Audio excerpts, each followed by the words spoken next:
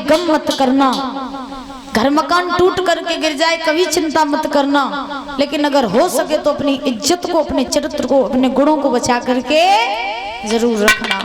क्योंकि संसार में जिंदगी जीने के लिए पैसा मायने नहीं रखता है। दुनिया में बैठने के लिए, समाज में बैठने के लिए घर मकान मायने नहीं रखता है। आपकी इज्जत मायने रखती है, आपका चरित्र मायने रखता है, आपके देखने का, चलने का, बोलने का नजरिया मायने रखता है।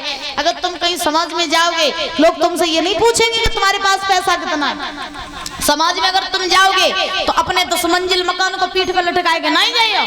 हाँ, समाज में जाओगे तो खाली हाथ तो जाओगे, सेफी तो बन के जाओगे। घर मकान तो कोई लटका के चलता नहीं संगे, गाड़ी घोड़ा तो संगे कोई पीठ पर टंग के चलता नहीं, रुपया पैसा तो कोई महाराज संग टंग के चलता नहीं। जाते ना अकेले जाते ना किसी समाज में, तो समाज में जब हम जाते हैं तो कोई ये नहीं पूछता आपके पास पैसा कितना है। समाज में हम जाते हैं तो कोई ये नहीं पूछता कि इसका घर मकान कैसा है, क्या खाता है, कैसे रहता है घर में, ये कोई नहीं पूछता। लेकिन जब समाज में जाते हैं तो महाराज आपकी अगर इज्जत होगी समाज में, आपका समाज में नाम होगा, तो महाराज आपको सम्मान भी मिलेगा। अगर तुम्हारे पास में इज्जत ही नहीं होगी तो तुम कहीं भी चले जाना, तुम्हारा सम्मान होने वाला नहीं है। बोली गोविंद भगवान की। तो महाराज ध्यान रखना, आज वो राक्षस जो था वहां से लौट गया, भाग गया। अब पवन रेखा बड़ी उदास हुई और पवन रेखा जो थी वो लौट करके आई उग्रसेन के पास में।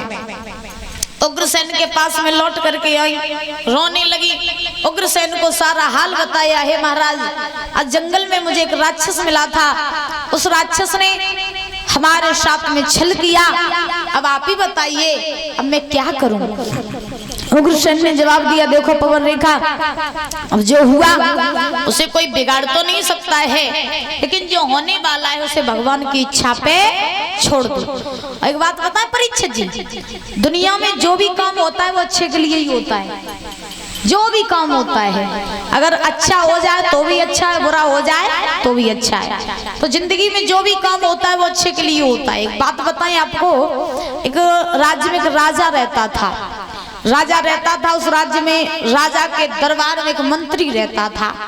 और जब मंत्री रहता था तो उस मंत्री की आदत थी कि कोई काम बिगड़ जाता था या बन जाता था तो वो मंत्री हमेशा एक ही बात कहता था कि जो हुआ अच्छा हुआ।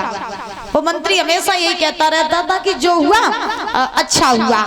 एक समय की बात कि राजा का लड़का की उंगली कट गई, और जब राजा के लड़का की उंगली कटी तो मंत्री उसी समय वहीं खड़ा था। अब महाराज, हाँ अब लड़का रो रहा है, राजा मल्लम पट्टी कर रहा, मंत्री कह रहा महाराज रो नहीं, जो हुआ अच्छा हुआ।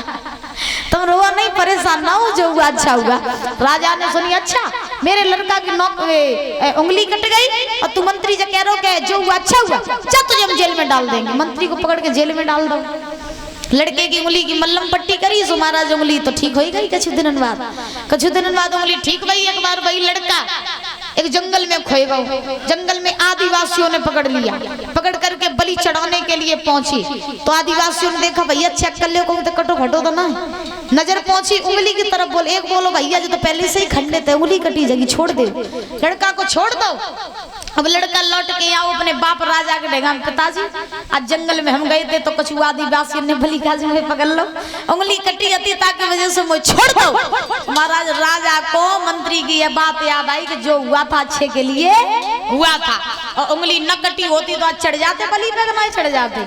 इसीलिए कहा जाता है अच्छा भी हो जाए तो भी अच्छे के लिए, और बुरा भी हो जाए तो भी अच्छे के लिए ही होता है। बोली गोविंद भगवान की। संसार में जो भी काम होता है वो महाराज अच्छे के लिए ही होता है। अब पवन रेखा से उग्रसेन ने कहा, चिंता ना करो, जो हुआ उसे भूल जाओ, लेकिन जो होने वाला है उसे हरि की इच्छा पे छोड़ दो। क्योंकि परमात्मा जब भी देता है तो बेहतर नहीं बेहतरीन देता है, ये चीज याद रखना। भगवान जब भी देता है वो बेहतर नहीं बेहतरीन देता है। परीक्षित जी, हम सब भगवान की कौन है? संतान है। अच्छा ये बताओ, आप कभी अपने लड़के का बुरा चाहोगे? बताओ परीक्षित जी, आप अपने लड़के का, अपने बच्चों का बुरा चाहेंगे? कभी नहीं चाहेंगे। जब आप अपने बच्चों का बुरा नहीं चाह सकते हो तो परमात्मा हम लोगों का बुरा कैसे चाहेगा? हम भी तो उसके बच्चे ही हैं। हाँ, भगवान हमारा बाप है कि नहीं है? हम सब उसके बच्चे हैं। तो जब संसार के बाप अपने बच्चों का बुरा नहीं चाहते तो वो तो जगत का बाप है, वो अपने बच्चों के लिए कैसे बुरा चाहेगा? लेकिन इतना जरूर है कि मनुष्य के ऊपर जो दुख और सुख आते हैं ये मनुष्य अपने हाथों से बनाता है। आप ये कहो कि भगवान ने, अच्छा मनुष्य कितना होशियार है परीक्षा जी, तो मैं बताऊं